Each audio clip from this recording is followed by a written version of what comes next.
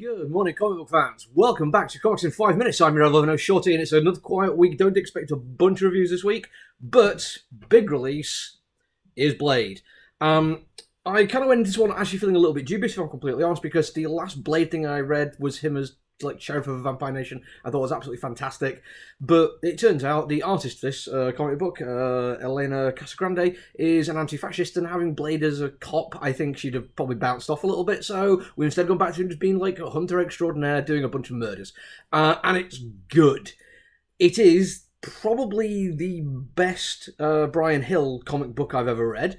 And I say this with a slight caveat that I hope if Brian Hill's watching this, he doesn't get too annoyed with. I read a few things that he's done in the past, and they've always been just a smidge disappointing. And I don't mean this to be like negative or like he's a bad writer or anything like that. I don't want to give that wrong impression. I've enjoyed them all.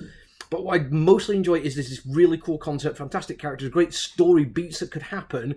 But I always feel like he doesn't quite live up to the full potential of what he put down on the paper. He never quite lives up to the core idea of what he's doing. And I think in this situation, going with a well-established character, I think certainly helps a little bit. Even so much to say that he does lean in a little bit to the more cinematic nature of it, because unlike a lot of characters, comic book characters who exist in movies spaces as well, I think Blade is one, especially with the Marvel ones, that in most people's heads exists more as a movie character than a comic book character. Yeah, true, there might be people who've seen every MCU movie in the world but have never stepped into a comic book store, but they know that Spider-Man's a comic book character first, and Superman is, and Batman is, and all this kind of stuff. Whereas Blade exists in the zeitgeist as far more of Wesley Snipes.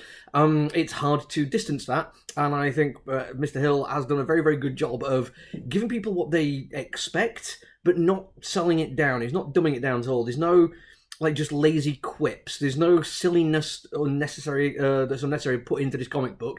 He portrays Blade as an absolute badass 100%, but there is more of a brooding, malevolent threat to him than somebody who's just like having fun and gets to bounce off Ron Perlman all the time.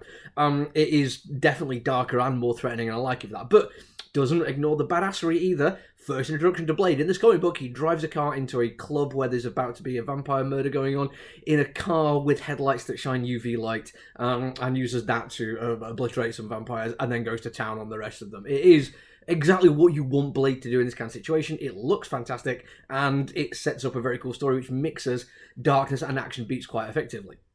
The story is brilliant. It actually builds up tension all the way through in a fantastic way that I think some lesser writers might just do this as like a prelude issue or prologue issue, which wouldn't really have much in the same way in terms of like what threats are there and what it actually means to the characters. Like there's no stake build up in that kind of thing, more of a setup and just telling you what's going on.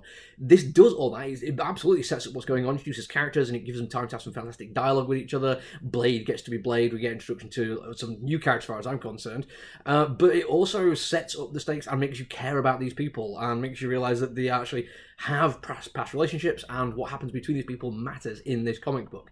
That is not an easy thing to do, and it's done with style and aplomb. And also, it looks fantastic.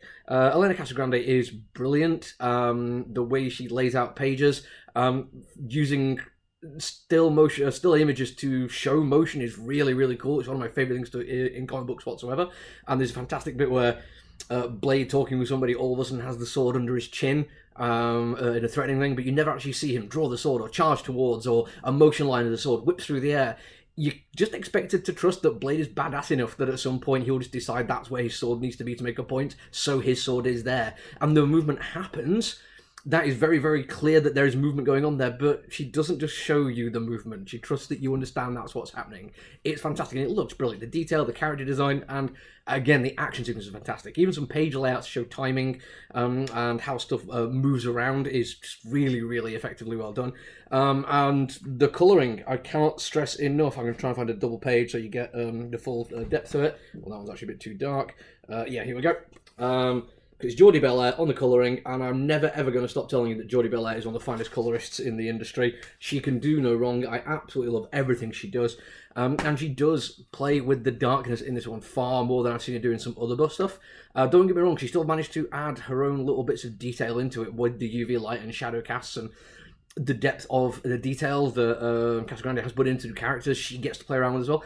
It is a stunningly well realised work. I must admit, like, going from what I expected to this is not a bad thing. It works quite effectively.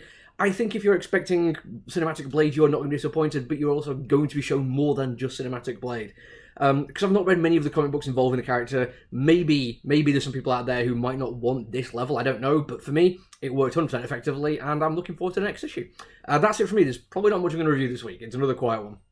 But if anything else pops up, just make sure you're following the page, and you'll get notifications, and then there'll be a new review. Until then, look after each other, everyone. Stay safe. Bye!